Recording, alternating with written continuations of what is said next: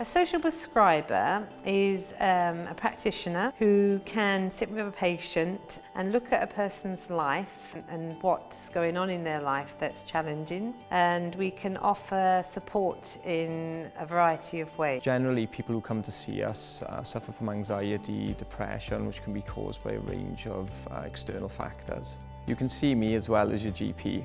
Patients are referred by their GP or other practitioners within the surgery, or in some cases self-referral is possible.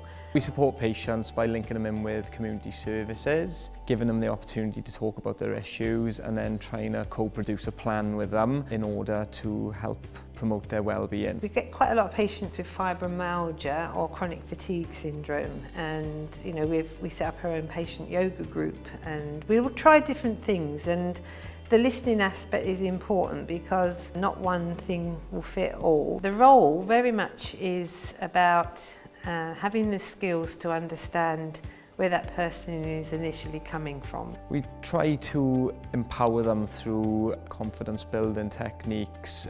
We do coaching, so we help them to put their issues into a perspective that are easier for them to deal with. The social prescribing role within Llanelli is relatively new.